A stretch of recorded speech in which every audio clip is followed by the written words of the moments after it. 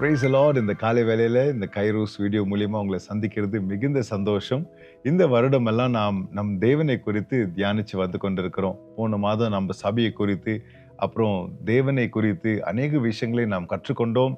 நாம் தேவனை ஆராதிக்க, தேவனை தொழுது கொள்ள நம்மளுக்கு ஒரு ஆவிக்குரிய அறிவு வளர வேண்டும். ஆவிக்குரிய அறிவு இல்லைன்னா நாம் ஆவிக்குரிய வாழ்க்கையில வளர முடியாது. Praise Lord. நம் தேவனை குறித்து அநேக காரியங்களை கற்றுக்கொண்டு வருகிறோம். இந்த காலை வேளையில தேவனுக்கு கீழ்ப்படிதலை குறித்து நான் சில வார்த்தைகளை உங்களுக்கு சொல்லி உற்சாகப்படுத்த விரும்புகிறேன். நடுவில் நம் தேவனை குறித்து, அவருடைய குணாதிசயங்களை குறித்து நாம் கற்று வருகிறோம். அப்பப்போ நடுவில் ஆண்டவர் நம்மளை நடத்தும் போது நாம் அதுக்கு கொடுக்க வேண்டிய பிரதி உத்தரங்களையும் நாம் பார்த்து கொண்டு வரப்போகிறோம். Praise the Lord. யாக்கோபு 4வது அதிகாரத்துல நாம் 1வது 6வது 7வது வசனத்தை வாசிப்போம். அவர் அதிகமான கிருபையை அளிக்கிறாரே, ஆதலால் தேவன் பெருமையுள்ளவர்களுக்கு எதிர்த்து நிற்கிறார், தாழ்மை உள்ளவர்களுக்கோ கிருபை அளிக்கிறார் என்று சொல்லி இருக்கிறது.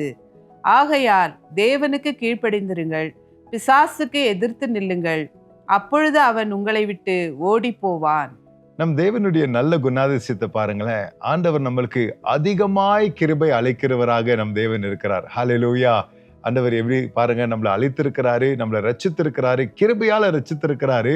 ஆனா அந்த கிருபையை தினந்தோறும் ஆண்டவர் நம்மளுக்கு கொடுத்து கொண்டிருக்கிறாரு. ஒரு நிமிஷம் உங்க கரங்களை உயர்த்தி ஆண்டவருக்கு நன்றி சொல்லுவோமா? ஆண்டவரே, உங்களுடைய கிருபைக்காக நன்றி அப்பா. அதிகமாய் எனக்கு நீங்க கிருபை கொடுத்து கொண்டிருக்கிறீங்க, கிருபையால என்னை வழி நடத்தி கொண்டிருக்கிறீங்கப்பா. உமக்கு நாங்க நன்றி சொல்லுகிறோம் ஆண்டவரே. இந்த ரட்சிப்பின் வாழ்க்கையில ஆண்டவர் நம்மளை அழித்திருக்கிறார், ரட்சித்திருக்கிறார், கிருபையால நம்மளை நடத்தி கொண்டிருக்கிறாரு. ஆண்டவர் நம்மளுக்கு எச்சரிக்கிறாரு, பெருமையை குறித்து நீங்க கொஞ்சம் ஜாக்கிரதையா இருங்க, தாழ்மையா இருங்க. பெருமை உள்ளவனை ஆண்டவர் எதிர்க்கிறார் என்று ஆண்டவர் சொல்லுகிறார். ஆனா தாழ்மை உள்ளவனுக்கு ஆண்டவர் கிருபை அளிக்கிறார் என்று சொல்லிட்டு ஆண்டவருக்கு நீங்க கீழ்ப்படிந்து இருங்கள் என்று ஆண்டவர் சொல்லுகிறார். Praise the Lord. தேவன் நம்மளுக்கு கிருபை அளிக்கிறாரு. கிருபை அளிக்கிறவருக்கு நம்ம என்ன பண்ணணுங்க? தாழ்மையா இருக்கணும். தாழ்மையா இருந்து அவருக்கு கீழ்ப்படினோம். ஆங்கிலத்துல சப்மிட் என்ற ஒரு வார்த்தை வருகிறது. இந்த சப்மிட் என்ற வார்த்தை நீங்க கிரேக்க பாஷையில் எடுத்து பார்த்தீங்கன்னா அதுக்கு அர்த்தம் என்னன்னா வெறும் கீழ்ப்படுகிறது மாத்திரம் இல்லை. இந்த ஆர்மி, இந்த இராணுவத்தில் பார்த்தீங்கன்னா ஒரு கமாண்டர் இருப்பாரு. அவர் சில கட்டளைகளை கொடுப்பாரு.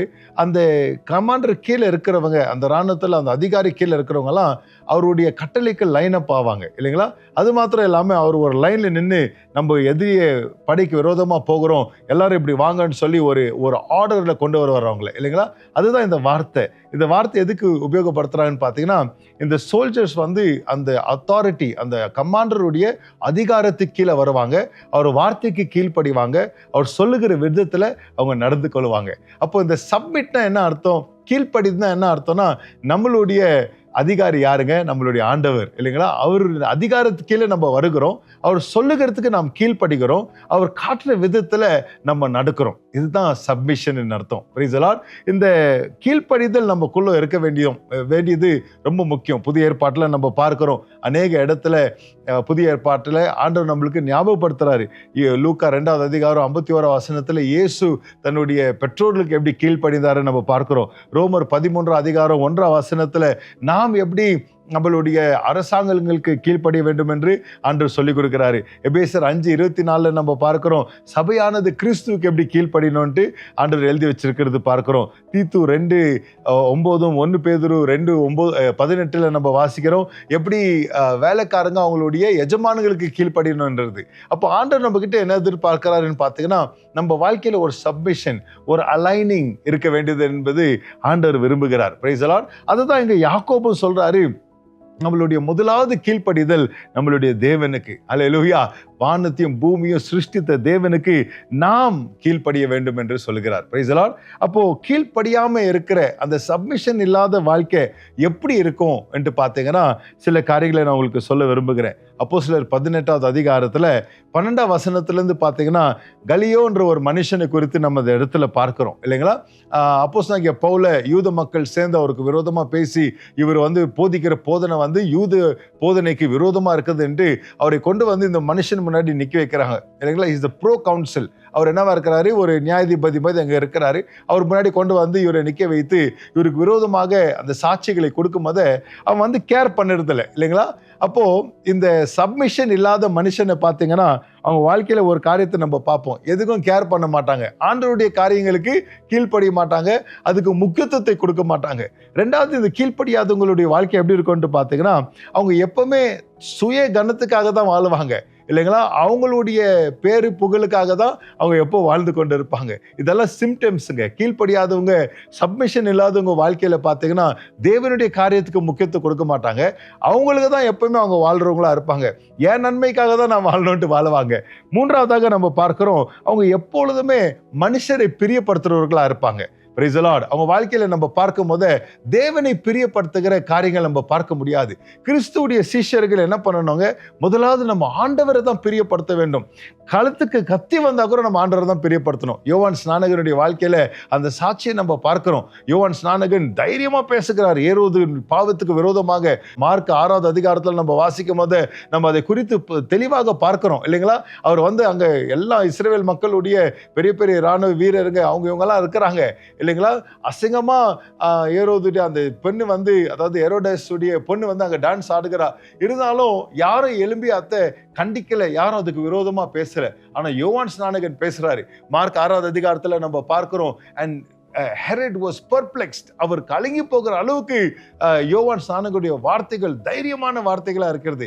ஏன் யோவான் அவ்வளவு தைரியமா பாவத்தை கண்டிச்சு பேசினாருன்னு பார்த்தீங்கன்னா, அவர் தேவனுக்கு பிரியமாக வாழ வேண்டும், தேவனுக்கு பிரியமான காரியங்களை செய்ய வேண்டும் என்று அவர் வாழ்ந்தவரா இருந்ததுனால. ஹல்லேலூயா. அப்போ தேவனுடைய சிஷ்யர்களா இருக்கிற நாம் அவருக்கு பிரியமுள்ளவர்களாக நாம் வாழ வேண்டும். நாலாவதாக நம்ம பார்க்கிறோம், இந்த கீழ்ப்படியாதவங்களுக்குள்ள இருக்கிற இன்னொரு சிம்டம், இன்னொரு காரியம் என்னன்னு பார்த்தீங்கன்னா, அவங்க உலகத்தை நேசிக்கிறவரா இருப்பாங்க இல்லைங்களா. தேவனுடைய அன்பு அவங்க வாழ்க்கைக்குள்ளாக இருக்காது. முதலாவது என்ன பார்த்தாங்க, அவங்க தேவனுடைய காரியங்களுக்கு முக்கியத்துவம் கொடுக்க மாட்டாங்க, எப்பொழுதும் அவங்களுக்காக தான் அவங்க வாழுவாங்க.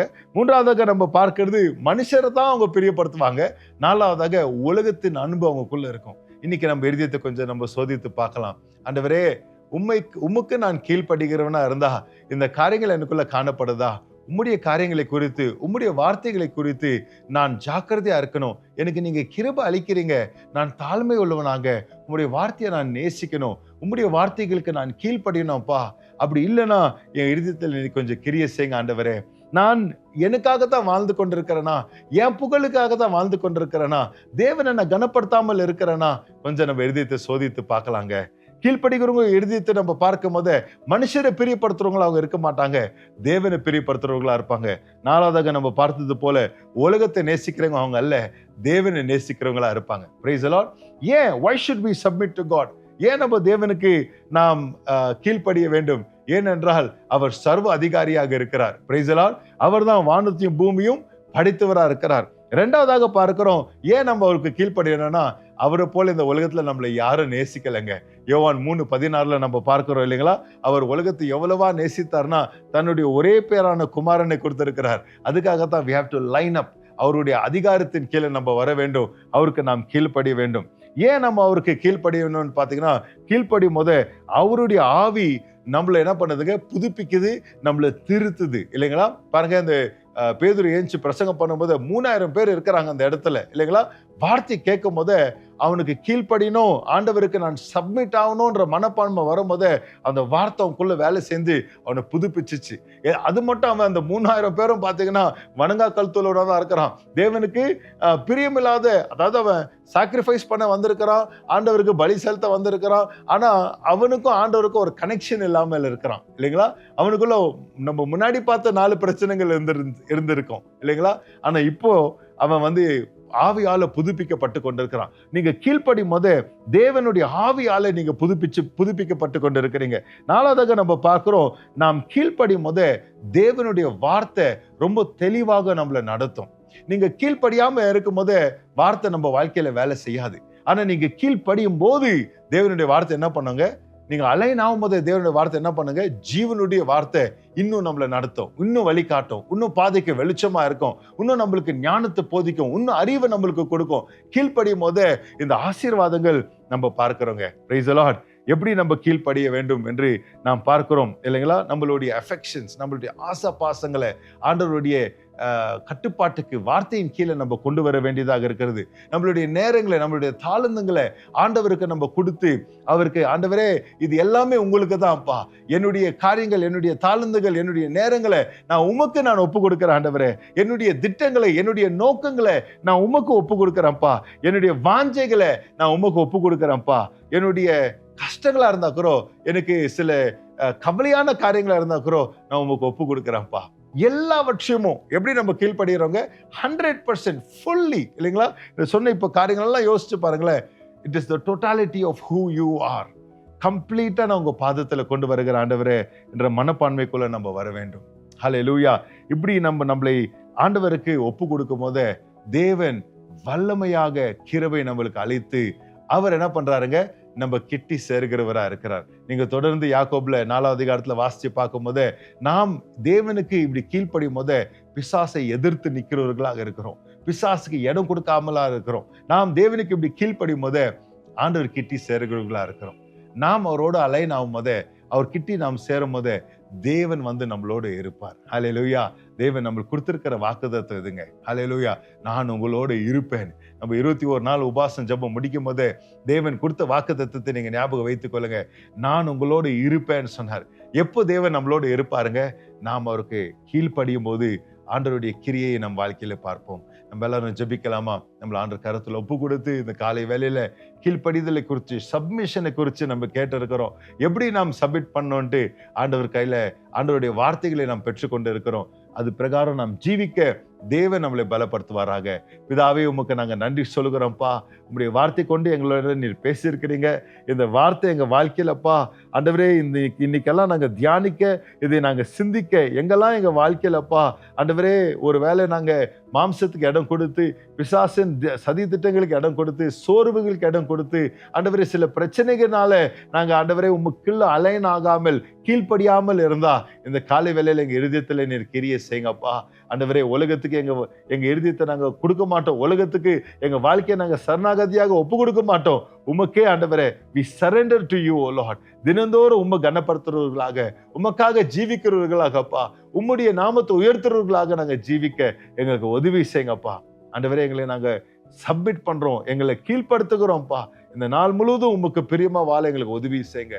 இயேசுவின் மூலம் ஜெபிக்கிறேன் பிதாவே. ஆமென், ஆமென். கர்த்தர் உங்களை ஆசீர்வதிப்பாராக.